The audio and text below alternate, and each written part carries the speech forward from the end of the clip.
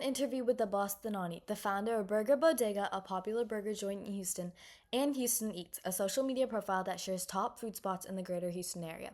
You can find our article about him in our website, 6degrees.blog, and our Instagram page, 6degrees away. Enjoy the interview. All right, so first, what initially inspired you to venture into the restaurant industry and specifically with burgers? Well, the restaurant industry is something I was born into. Okay, our family business, Ari included, is uh, a restaurant group. Okay, or a mix of restaurant groups. So I was kind of in that whole mix. Burgers are always my passion. So what I did was I worked in the family business for some time. I thought I was going to do that for the rest of my life, which Burger Bodega is still considered family business, but it's just something that we're not. Um, we haven't ever done starting a brand from scratch. So I kind of I was running an Instagram called Houston Eats for many years, which I still do.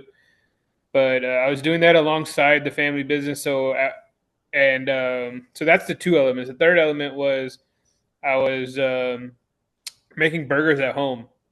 So I was cooking for family, doing all that. Burgers were my passion. I was experimenting with different cuts, grinding meat at home, all that. So I kind of put the three together at some point during the pandemic. I was like, look, I need to, it's just something I feel like I need to do is start my own brand. So I took the knowledge that I had with the family business and running a restaurant. I took the marketing and all that I learned with Houston Eats, and I took my passion of burgers and kind of put the three together and decided to start that in late 2021. Thank you. And then, did you always envision owning a restaurant, or was this a new path that emerged over time? I always imagined owning a restaurant, whether it was a franchise or whether it was my own. But I really don't know I really don't know anything else I would have done. It's like from the moment I knew how to think, like to when I graduated college, I always knew I was going to be an entrepreneur and it was going to be a restaurant. Okay, thank you. So, how did your background and upbringing influence your approach to business and entrepreneurship? Well, like just going back to the family business, like our family, the Dhanani family, we're very big on in restaurants and in business in general. So without the upbringing, I would not be able to do what I was doing today because from a very young age we're taught business, and not only that, businesses like pretty much everything we are as people. So going into the family business, it was kind of like expected. They would have supported me if I wanted to be a doctor or whatever else, but the path was kind of set for me to join the family business. So that was kind of my upbringing. Um, but yeah, I mean, like I mentioned earlier, without that knowledge and without that, you know, that path, I would not have been able to go towards Burger Bodega. And then, what makes Burger Bodega unique in Houston's competitive food scene? So what makes Burger Bodega unique is so when I first opened, or when I first had the idea, smash burgers had not made their way to Houston yet. They were really big in LA. They were making their way to New York, but they hadn't made their way to Houston. So if you ask me 3 years ago, I would have told you what makes it unique is we're a smash burger. However, now there's probably more smash burgers than there are regular burgers. So that part doesn't make us as unique anymore. I think what makes us unique is the not the quality, and we try to pride ourselves on consistency as well. But I would say the quality, and not just that, but the branding and marketing that goes behind it is what makes us unique. All right, so can you tell us about the process of sourcing ingredients and why that's important to you? Well, sourcing ingredients is important because that's how you make your product, right? In the restaurant business, you start at the top, right? Like I don't know if you guys have ever looked at a P&L before, but it starts at the top. You start with your sales, and then you trickle down You look at your labor and your food costs, right? So if you're let's just throw some numbers out there. 100% of your sales. You start with 100% of your sales, and you go down to let's say a 30% food cost and like a 25% labor. That right there is 55% already right off the bat gone, right?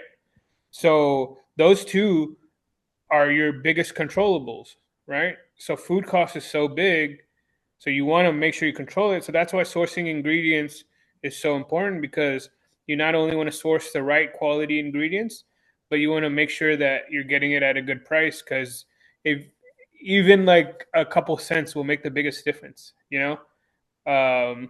So that's why sourcing is very, very crucial when it comes to controlling costs, but also quality. You know, for me, I'm not only about high quality, but I'm also as a Muslim, I want to make sure that my meat is halal. Okay, so sourcing halal quality ingredients, all that is very important, because it's the premise of your business.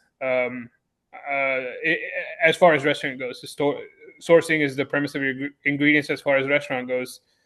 So it's very important. As far as the process goes, is a lot of it started when I was uh, starting the pop-ups. Okay, I kind of had to see who was selling the kind of beef that I wanted, and then it kind of went from there. Okay, there was a company that turned me away. Not turned me away, but they made it very hard for me to be to purchase from them, um, because I was just a small pop-up. You know. Now when they approach me, I'm like, sorry guys, look, you guys didn't give me, you guys didn't want my business then, and now I wouldn't, I don't want to work with you guys because of that. Um, and the companies that did give me a chance, I try to make sure that I try to keep a good business relationship with them. Um, and it's also about who you know. I had a friend who was a chef here in Houston, very prominent chef. He started working for Cisco, and he got me into Cisco and got me a better price. So yeah, I mean, to answer your question, it's very important, and that's kind of how the process goes. Thank you. And then, so Burger Bodega has a unique atmosphere. How important is creating an experience for your customers beyond just the food? Very important. So obviously, you want the food to be good, but I'm selling not just food, but I'm selling an experience. I wanted, like I said, I've been thinking about opening restaurants my whole life. I never thought I'd actually do it, but it was my first restaurant, and I wanted to give it my all. I wanted to make sure that it really illustrates who I am as a person, and the vibe I'm trying to create, and the experience I'm trying to create. Um, what makes, like if there was a burger down the street that was just as good as mine, what makes me different? So I wanted to, I wanted Burger Bodega to be a full experience. Um, on the inside. That's also why we do Uber Eats and delivery and takeout and all that. It's not what we prefer, but we do it. Um, but as far as like a drive-through goes, that's not something I'll ever do, because if you're coming to eat, I want you to experience it on the inside, because we've developed a certain appearance and certain vibe to cater to our guests. All right, so what are some of the biggest challenges that you faced in running a restaurant, and how did you overcome them? Um, Man, the thing about challenges is, with the restaurant business and just business in general, there's a new challenge every single day. Um, well, let me think on that for 1 second. Um, okay, so I think our biggest challenge was parking. Okay, we had issue, people couldn't get to us because they couldn't park. I don't know if you guys have been to the restaurant, but No. we have a small little parking lot in the back. Okay, and it gets tight real quick. Okay, there's very little street parking. So that was one of our biggest struggles. And what I had to do was I had to work with a landlord in the area, and I rented additional piece of land just to have parking. So that was one of my biggest struggles, and that's how I faced that struggle. Um, if you need another example, um, Hmm. Yeah, I think that one's a good one.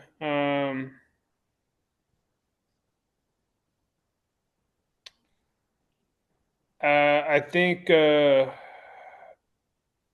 way we, I guess, organized the restaurant could have been better, and how we overcame it is just um, constant follow up. Okay, thank you. And then how has the Houston community reacted to Burger Bodega? Are there any memorable customer stories? Okay. Overall, I think they've reacted well. You know, my one of the biggest reasons I wanted to do this is to serve the Houston community. You know, I'm a H Town boy through and through, and I'm a big fan of the food scene. So I wanted to serve the community, and I feel like we've done a fairly decent job.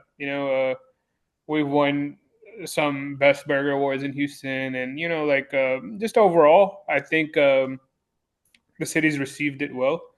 One of the most memorable guest interactions that I've ever had was very early on. This guest comes up to me and he goes, what's really cool about your restaurant is it represents Houston really well, in that when you look at your dining room and you see the diversity in guests. Um, so that was really special to me because I love Houston and I love the diversity and everything that comes with it. So to have somebody come to me and tell me that my restaurant represents Houston, because of my customer base, that was a very special customer interaction for me.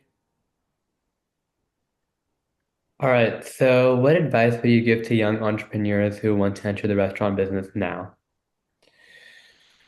Um, so the biggest piece of advice I would give to a young entrepreneur is be driven by passion, not by profit.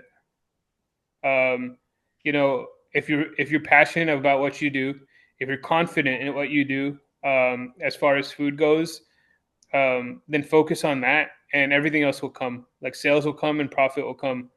But if you don't have that piece, then it's going to be very, very tough for you to go about your daily life because it's not an easy business to be in. You know, but if you let passion drive you, uh, everything else will fall into place. All right, and what future goals or plans do you have with Burger Bodega? Are there any expansions or new concepts in the works? Well, at the given moment, I'm trying to stabilize what we have. I'm not. This is bad advice, so don't listen to this part. But for me, I'm not a planner. I don't have like a 1 year plan, 2 year plan, 5 year plan. I take every day as it comes. Okay, the plan should always be growth, but I take every day as it is. Okay, so the plan is growth, but nothing concrete at this given moment. Just stabilize what we have and stay consistent. All right, so what's the most important lesson you've learned so far as a business owner? Uh, One of the most important lessons is that you can't please everybody. Um, you can't please everybody, which is it's a tough pill to swallow, man. Like um, you think you have one of the best products, but the truth is, it doesn't matter. No, not every single person is gonna like it, and not just that people aren't gonna like it, but they're gonna be very rude to you and mean to you about it. So you gotta take the good with the good and take the bad with a grain of salt. Now you still have to.